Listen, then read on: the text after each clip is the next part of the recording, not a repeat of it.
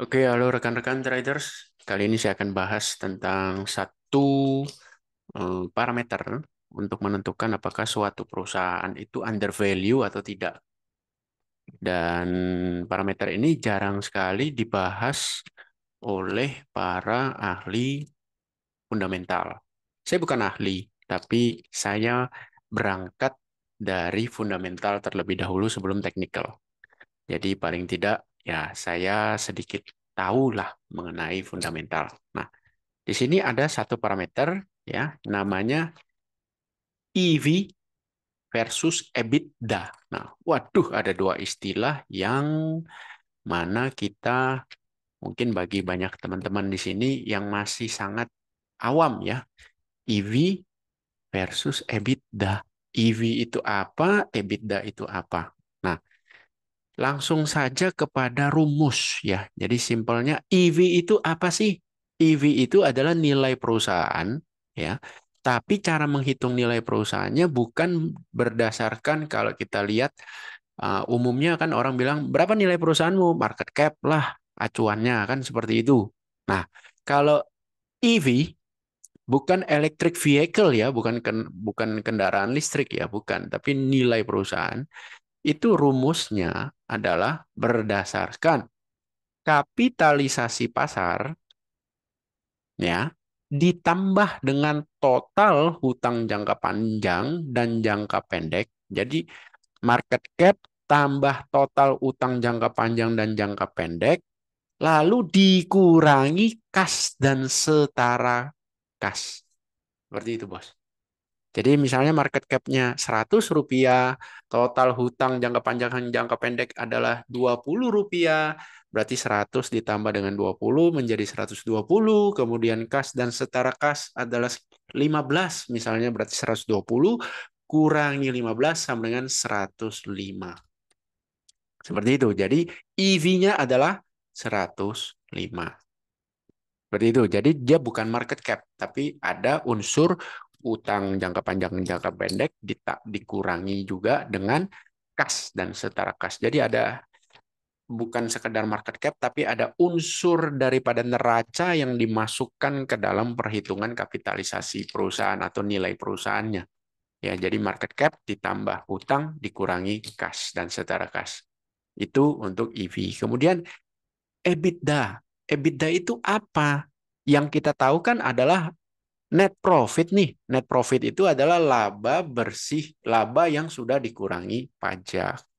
Nah, saya ingin berandai-andai kepada Anda memperlihatkan sebuah studi kasus. Ya, sebelum saya memberitahu EBITDA itu apa. Jadi ambil contoh ini adalah laporan laba rugi dari suatu perusahaan di mana penjualannya adalah 100.000, harga pokok pembeliannya adalah 50.000.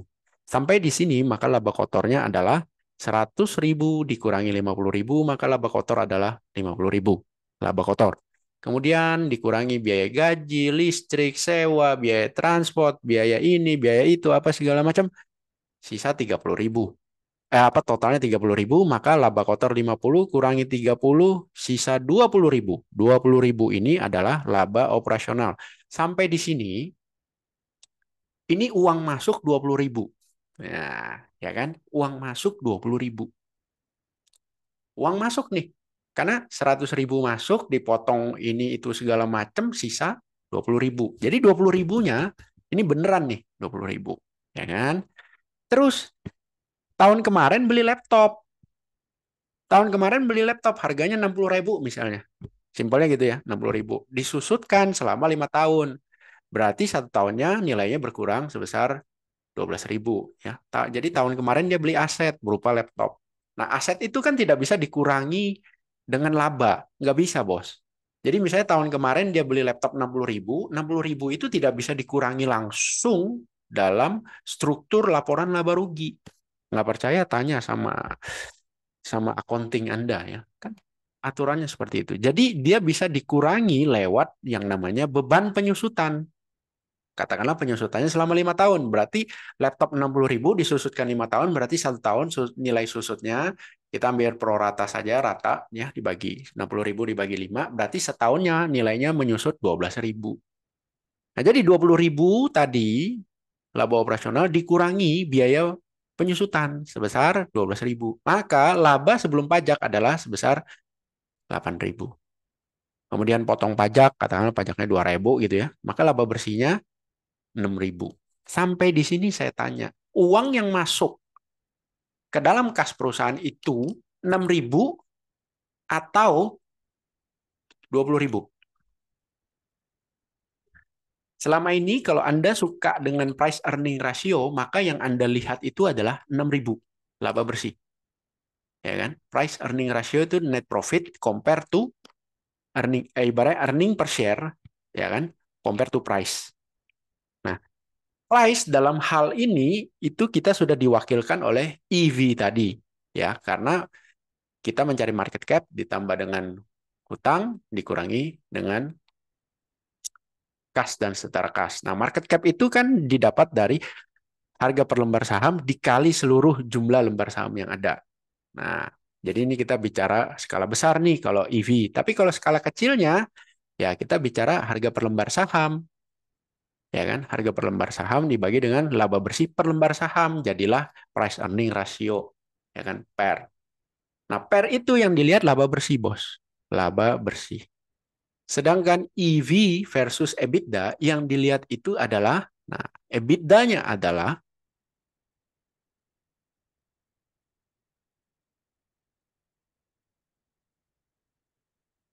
EBITDA adalah laba sebelum bunga, ya beban bunga, sebelum pajak, ya, sebelum depresiasi dan amortisasi. Nah, depresiasi ini adalah yang ini tadi, bos, penyusutan. Ya, depresiasi itu penyusutan, bos, istilahnya. Terus amortisasi apa? Amortisasi itu juga penyusutan, tapi dari aset yang tidak berwujud. Nah, seperti utang, ya kan? Pinjaman, seperti itu. Kalau depresiasi, penyusutan daripada aset yang berwujud. Ya. Nah, di sini juga belum bunga. Jadi kalau saya tambahkan lagi nih, mungkin di sini saya bisa tambahkan ya. Biasanya sebelum sebelum laba, sebelum pajak itu ada lagi dipotong dengan beban bunga. Kalau dia ada bunga, pembayaran bunga kan seperti itu. Jadi ini betul-betul EBITDA ini dia melihat uang yang masuk, ya, cash flow yang masuk sebelum dikurangi beban bunga, sebelum ataupun bisa dapat bunga ya. Kalau dapat bunga itu kan apa ya? Bukan dari kegiatan operasional. Ya kan kalau dia bukan bank ya, kalau dia bukan bank. Misalnya dia perusahaan tambang batu bara atau perusahaan tambang nikel atau consumer good, dapat bunga itu kan bukan merupakan kegiatan operasional dia. Jadi harusnya kita mengesampingkan hal ini gitu ya.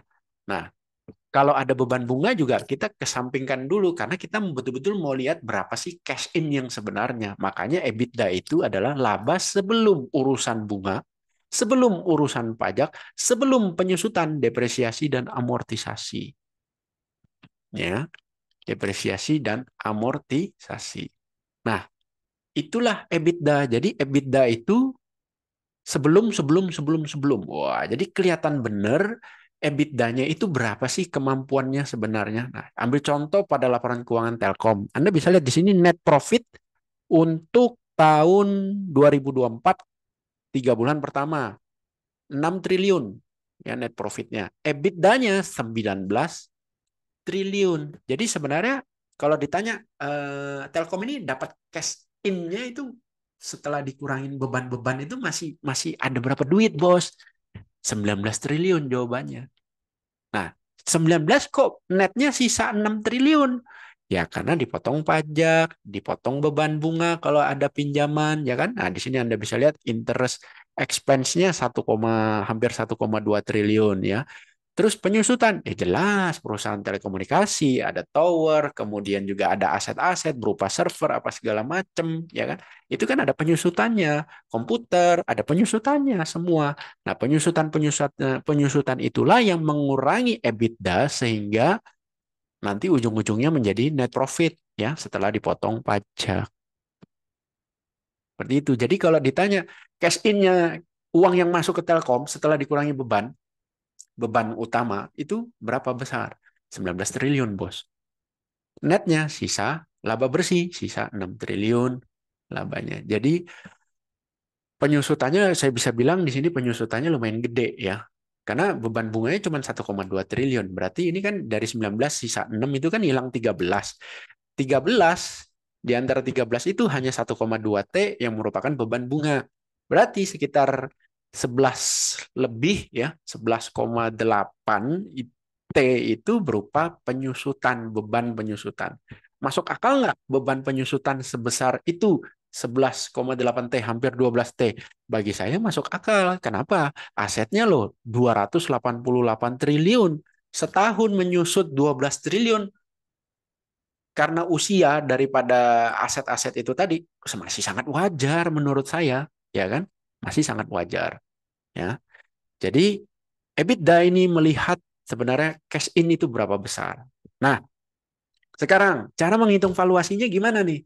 Cara menghitung valuasinya adalah EV tadi dibagi dengan EBITDA. Nah, di sini kalau saya menggunakan aplikasi dari Indo Premier ya atau iPod, Indo Premier Sekuritas atau iPod. Di sini angka EV-nya tidak ada, tidak ditampilkan. Cuman ya kita bisa hitung sendiri. Nah, daripada kita hitung sendiri, mending kita langsung lihat aja rasio yang muncul berapa. Di sini ada ya. EV rasio EV banding EBITDA adalah 5,12 ya untuk laporan keuangan 2024 yang kalau disetahunkan. Nah, sekarang kita coba lihat yang 2023 aja deh, yang sudah 1 tahun full. Nah, di 2023 itu EV EBITDA-nya adalah 6,7 kali. Nah, pertanyaannya murah atau mahal? Murah atau mahal? Ya kan? Saya pernah nonton sebuah video dari Sandiaga Uno. Nah, saya bisa jadikan dia acuan karena Sandiaga Uno suka pakai EBITDA daripada net profit. Anda bisa cari di YouTube ada, ya. Di YouTube, bukan di YouTube saya. Maksudnya Anda cari di YouTube ya, di mana Sandiaga Uno menjelaskan tentang valuasi perusahaan. Nah, Sandiaga itu suka melihat EBITDA, bukan net profit yang dia lihat. Dia sukanya melihat EBITDA karena bagi dia EBITDA itu adalah pure cash flow. Ya kan? Kalau EBITDA aja udah rugi, wah kacau perusahaan itu kan. Bocai sudah bisa dibilang wah payah dah perusahaan itu. Ya kan? Payah bener dah perusahaan itu. Tapi kalau EBITDA-nya besar, nah di situ dia bisa gunakan untuk menghitung valuasi. Di mana menurut dia valuasi terhadap EV itu EV banding EBITDA yang layak bisa dibilang harga normal lah ya, 6 sampai 8 kali tergantung sektornya apa. Itu dia bilang 6 sampai 8 kali rasionya ya. Nah, Anda bisa lihat di sini Telkom itu eh, angkanya adalah 6,37. Jadi bisa dibilang Telkom saat ini dibilang mahal ya tidak juga. Ya kan? Dibilang mahal ya tidak juga secara EV EBITDA. Tapi kalau Anda lihat secara PER, nah price earning ratio di mana price earning rasionya adalah 15,94. Kalau Anda penganut price earning ratio, biasanya kan price earning ratio harga yang wajar yang ibaratnya dibilang mahal enggak, dibilang murah juga enggak, itu kan antara 12 sampai 15 kali ya. Ini dia 15,94. Jadi bisa dibilang harga saat ini kalau versi price earning ratio agak sedikit mahal. Versi price earning ratio ya kan. Tapi kalau versi EV to EBITDA 6,37 bisa dibilang ya masih di harga wajar lah. Karena kan normalnya 6 sampai 8 kali itu masih bisa dibilang ya sesuai dengan harga pasar aja itu sebenarnya. Maksudnya dibilang mahal juga enggak, murah juga enggak ya untuk Telkom. Nah, sekarang kita ambil studi kasus di perusahaan lain. Ambil contoh misalnya kita lihat perusahaan apa? Unilever. Nah, Unilever price earning ratio untuk laporan keuangan 2023 full year itu 28 kali. Ya. EV, EBITDA 20 kali, 20,31. Yes, Unilever, walaupun di harga 3.530 tutup tahun 2023, sudah terdiskon cukup banyak dari 8 ribuan, masih dibilang mahal bro, karena EV EBITDA-nya segitu. Tapi apakah dengan sesama perusahaan sejenis di sektor yang sama, Ini 20 kali bisa dibilang mahal atau enggak? Kita komparasi Unilever mungkin ke Mayora misalnya. Mayora itu 18,9. Waduh, ICBP. ICBP itu hanya 10,68. Jadi bisa dibilang Unilever yang paling mahal secara valuasi untuk saat ini di sektor consumer. Jadi seperti itu komparasinya. Jadi kita nggak bisa bilang, oh 20 itu udah pasti mahal Pak. Enggak, kita compare dulu. Ya kan? Karena kalau kalau Anda tidak compare, repot nih. Ambil contoh, misalnya Anda tadi lihat ICBP pertama. Oh, di atas 8 kali nih ICBP, mahal ICBP-nya. Ya, sektor consumer good itu rata-rata EV EBITDA-nya di atas 8 kali, bro. Jadi 10 kali itu tidak bisa dibilang mahal. Karena kalau Anda lihat tadi, Mayora aja 18 kali. Terus Unilever 20 kali. Jadi bisa dibilang kalau dengan sesama sektornya, ICBP itu masih lebih murah daripada Mayora dan Unilever. Seperti itu. Nah, sekarang apakah rasio ini bisa di screening seperti pair itu kan kita bisa screeningnya. Nah, kalau di Stockbit ya, di Stockbit itu bisa di screening, tapi sayangnya nih, dia tidak ada EBITDA, yang ada adalah hanya EBIT, EBIT, artinya earnings before interest and tax. Tidak ada depresiasi dan amortisasinya. Jadi unsur depresiasi tidak dimasukkan. Jadi makanya saya tidak pakai screening yang ini, EBIT. Karena depresiasi itu lumayan besar, bos. Beban penyusutan itu lumayan besar. Lumayan bisa menghemat laba yang dipotong pajak. Karena kalau tidak ada biaya penyusutan, maka ya dipotong pajaknya lumayan besar. Dengan adanya penyusutan, maka yang dipotong pajak lebih sedikit. Anda bisa lihat di sini kan, kalau tidak ada penyusutan, maka laba yang kena pajak adalah 20.000. Tapi karena ada penyusutan 12.000, maka laba yang dipotong pajak hanya dari laba 8.000. Nah, logikanya sederhana begini. Masa kalau tidak ada beban penyusutan, rugi dong kita tahun kemarin beli aset. Ingat loh, kita beli aset itu kan dari cuan, ya kan? Ada cuan kita beli aset. Nah, sekarang ketika kita beli aset itu tidak bisa mengurangi jumlah pajak yang kita bayar, rugi. Jadi makanya sama pajak itu diperbolehkan aset itu akan mengurangi laba, tapi tahun depan bos, lewat beban penyusutan. Seperti itu, ya. Nah, karena itulah Sandiaga lebih senang EBITDA karena beban penyusutan itu lumayan besar, memotong laba sebelum pajak, ya. Oke, kembali lagi. Jadi yang saya gunakan di sini adalah punya Indo Premier. Karena di Indo Premier itu di screeningnya ada yang namanya EV EBITDA. Jadi misalnya nih contoh, saya mau cari yang secara laporan keuangan 1 tahunnya, EV EBITDA-nya di bawah 2,5 kali. Sorry, di bawah 8 kali. Ya kan, tadi dibilang di atas 8 mahal. Misalnya gitu kan. Ada berapa nih? Jebret, kita tinggal search. Maka keluar nih hasilnya sebanyak ini. Ada sekitar 374 perusahaan. Ya, bahkan yang minus-minus pun secara rasio muncul di sini karena kan kita mencarinya lebih kecil dari 8, berarti yang negatif juga dimunculin. Lah, kok bisa negatif, Pak? Kenapa bisa negatif, Pak? Nah, negatif itu muncul karena salah satu dari di antara EV ataupun EBITDA nilainya ada yang negatif. Market cap tidak mungkin negatif. Berarti logikanya EBITDA-nya negatif, makanya hasil rasionya pun negatif. Nah, di sini kita tidak usah pedulikan yang nilainya negatif karena kita udah pasti nih kalau saya klik ya, labanya nggak ada. Dia pasti mengalami kerugian nih. Nah, Anda bisa lihat sini, EBITDA-nya minus. Perusahaan seperti ini sudahlah bocai. Kalau EBITDA aja udah minus, udahlah bocai. Secara operasional dia berdarah-darah. Udah anggap aja nggak ada perusahaan itu. Ya, jangan lagi Anda bilang, oh minus bagus dong, lebih kecil dari nol. Ya terserah lu lah kalau Anda menganggap seperti itu ya.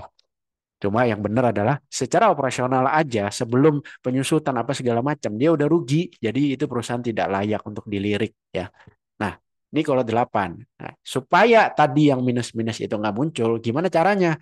Kita tinggal bikin aja annual net profit di atas 1 miliar. Ah, gitu ya. Coba kita klik search lagi. Sisa berapa nih?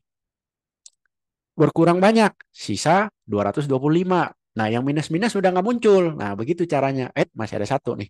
Nah, coba kita lihat ya, kita short dulu yang minus-minus masih ada muncul. Ah, ini berarti engineering laporan keuangannya hebat nih. Contoh ya. Kenapa saya bilang hebat? Karena secara EBITDA dia rugi, Bos. Secara EBITDA dia rugi. Ya. Tapi secara net profit dia bisa jadi profit. Kenapa? Mungkin ada pendapatan lain-lain. Kan seperti itu. Nah, ini yang kita mau cegah. Ya kan kita nggak mau yang begini-begini. Makanya hal ini bisa dicegah dengan EBITDA. EV bagi EBITDA. Di mana kalau hasilnya negatif, sudahlah Anda nggak usah lihat ya. Karena itu pasti nggak beres punya perusahaan, nggak beres punya company. Ya, oke. Ini sudah nih, kita udah dapat ada sekitar 200-an lebih nih Pak. Waduh, 200-an lebih ya. Masih banyak loh kok. Gimana nih ya? Masa mau diliatin satu-satu ya kan? Oke. Kita kecilin angkanya, bukan 8 kali, Bos. Misalnya nih, kita mau peres habis, kita bagi dua. Saya mau cari yang EV EBITDA-nya di bawah 4. Nah, kalau di bawah 4, sisa 54 perusahaan. 54 ini pun sudah termasuk dengan yang minus sebanyak berapa nih? Sebanyak 10. Berarti yang sebenarnya cuma ada 44 perusahaan saja. Ya. Dari 44 perusahaan ini, kita bisa peras lagi. Misalnya, ya janganlah cari yang perusahaan laba bersihnya 1 miliar. Apa-apaan gitu kan. 1 miliar itu mah kecil banget. Contoh misalnya, saya mau gedein deh. Misalnya laba bersih minimal. Seminimal-minimalnya 100 miliar. 100 miliar untuk perusahaan TBK itu kecil, Bos. Ya, jadi kita search. Dari 54 tadi, sisa 31. Dari 31 ini pun hanya satu yang EV EBITDA-nya minus. Jadi kita bisa bilang ini sisa 30. Nah, dari 30 ini tentu jauh lebih enak melihat laporan keuangannya satu persatu daripada harus 300-an emiten lebih. Ya kan? Nah, ini enaknya kita bisa screening seperti itu. Ya, nah, dari sini yang paling kecil itu berapa? MB. Yang masih plus ya, yang minus nggak usah dilihat. MBSS. Nah, kita cek laporan keuangannya. MBSS misalnya gitu kan. Kita cek. Wow, perusahaan ini market cap-nya cuman di bawah 2 triliun loh market cap-nya. Market cap-nya di bawah 2 triliun. Ya, market cap. Sedangkan aset perusahaannya 3,8 triliun. Equity-nya 3,2 triliun. Jadi equity-nya saja sudah lebih besar daripada market cap. Ya.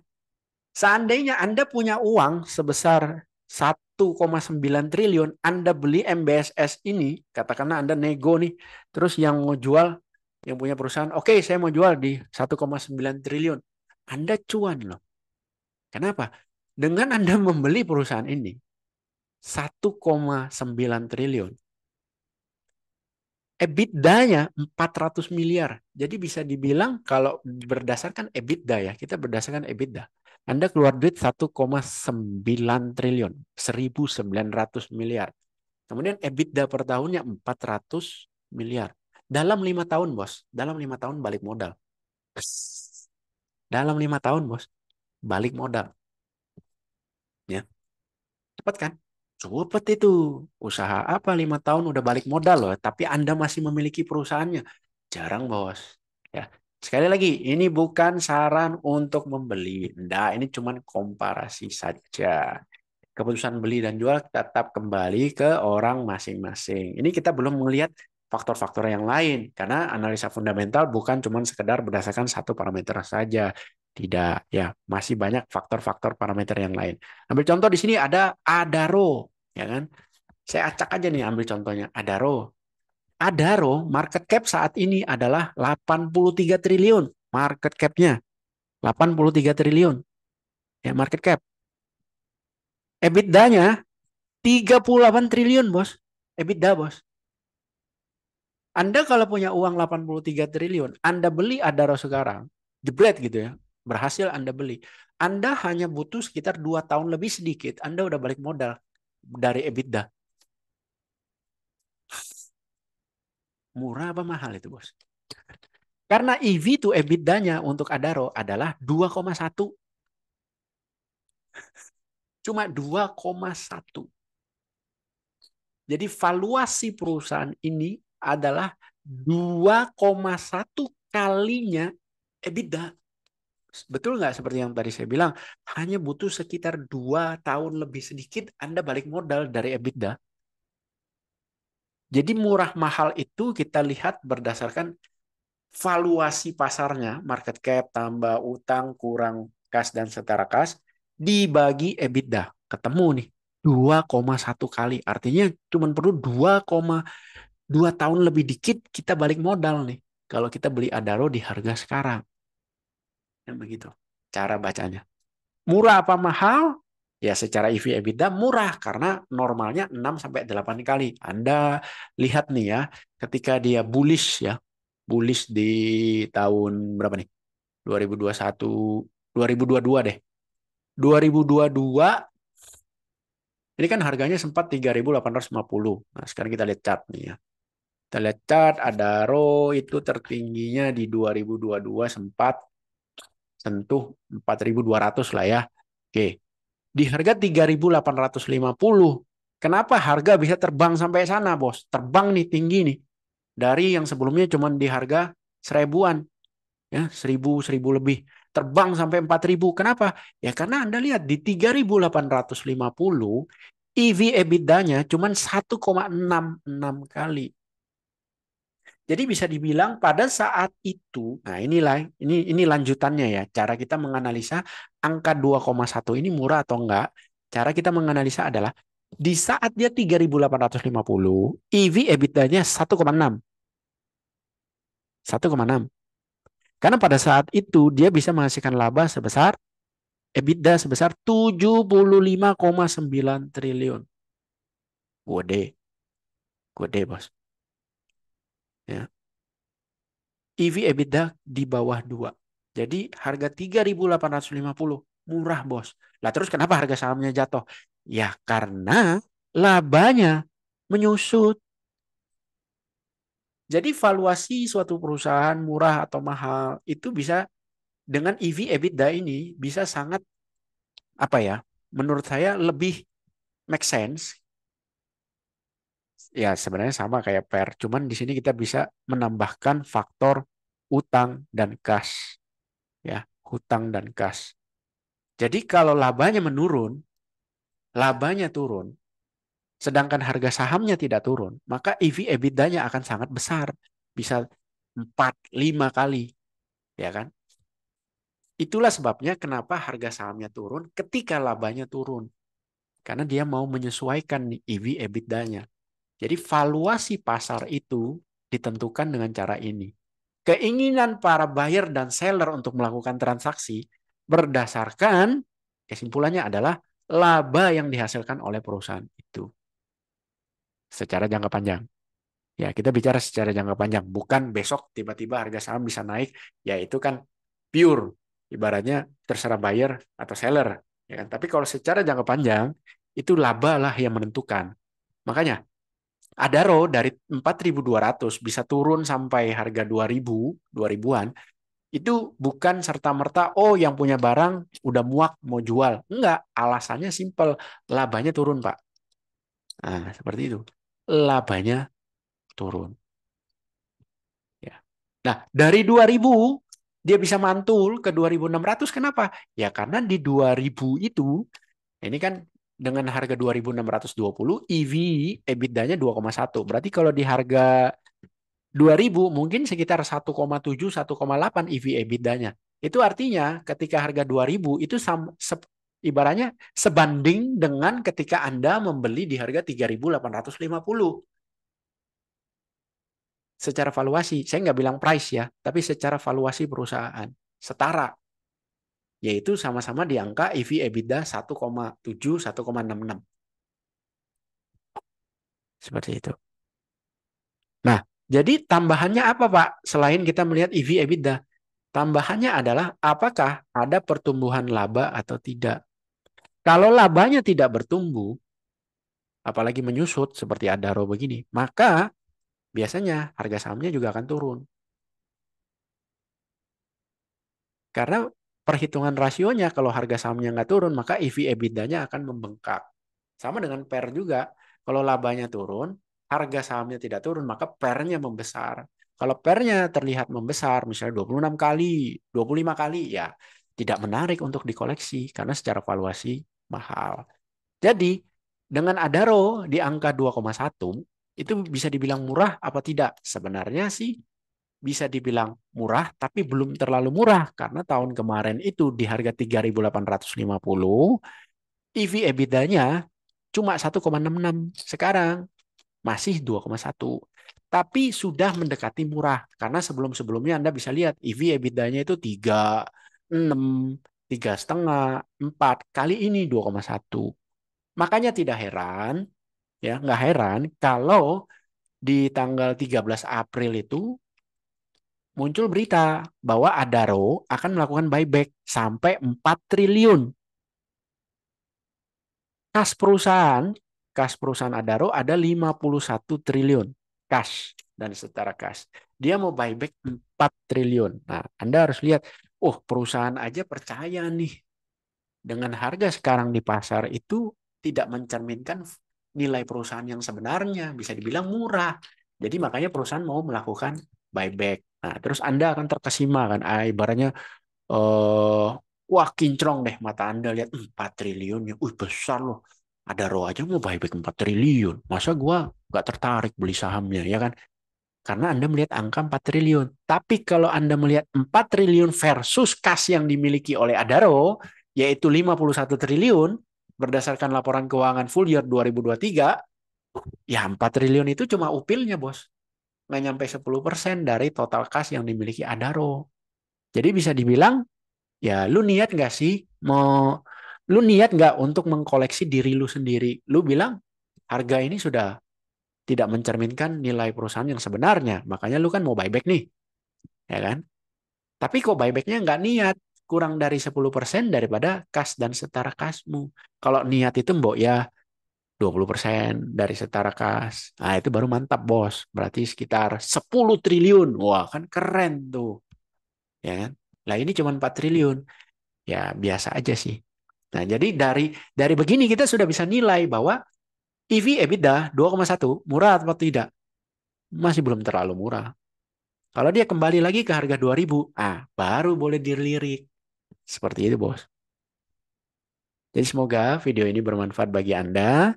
Dan lagi Anda juga harus ingat bahwa saham yang murah itu belum tentu ngasih keuntungan bagi Anda. Karena kalau dia tidak bergerak, di situ-situ aja harganya, dari mana Anda bisa punya keuntungan? Ya kan? Saham itu bisa memberikan keuntungan kepada Anda kalau dia bergerak naik harganya. Kalau dia bergerak turun, kita nggak bisa dapat untung. Karena di sini kita nggak bisa short sell kalau di Indonesia. Nah, jadi fundamental analisa itu mengetahui what to buy. What to buy. Ya kan? What to buy. Technical analisa, when to buy. Karena di technical itu terlihat apakah ada demand atau tidak terhadap perusahaan ini. Dari chart itu kelihatan ada demand buy yang begitu besar atau tidak. Anda lihat chartnya Adaro belakangan ini. Ini ada demand besar untuk buy atau tidak. Harganya cuma di situ-situ aja 3.000 balik 2.500 sekarang 2.700. Bandingkan dengan misalnya Anda melihat chartnya uh, SSIA contoh aja. Contoh. SSIA itu dari 3 bulan yang lalu harganya masih di sekitar Rp400 ya 380, 390, Rp400 lah. Sekarang harganya 1.090.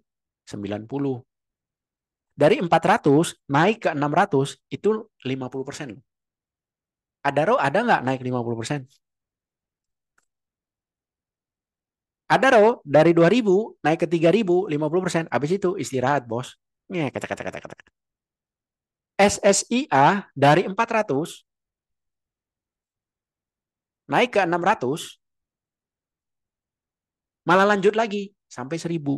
Itulah yang dinamakan ada demand buy yang begitu besar. Di mana Anda bisa lihat ini pada chart. Di fundamental nggak kelihatan. Jadi fundamental itu mengetahui what to buy. When to buy tetap ada di technical. Ya, harus digabung, jangan saling memusuhi. Background saya fundamental analisa. Sekarang saya lebih condong ke technical. ya. Karena dengan technical saya bisa lebih cepat tanpa mengecilkan arti daripada fundamental. Saya akan menjadi fundamentalis ketika marketnya dalam kondisi mencekam. Sekarang market tidak dalam kondisi mencekam, jadi saya lebih condong ke technical. 2020 COVID crash terjadi, saya lebih condong ke fundamentalis. That's why barang-barang COVID 2020 itu saya dapat banyak ya, barang-barang yang dengan harga yang sangat menarik.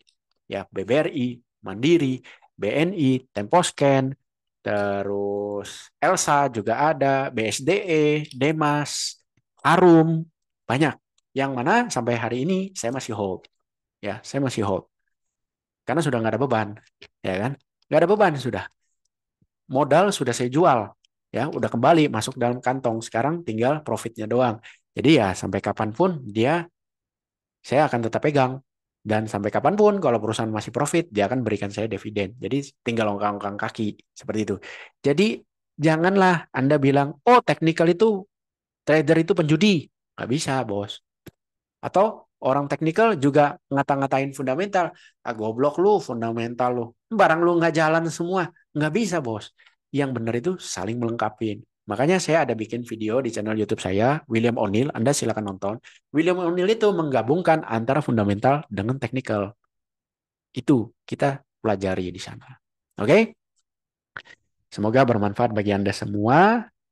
Salam trading sadis, ya. Trading sangat disiplin. Sampai jumpa di video berikutnya.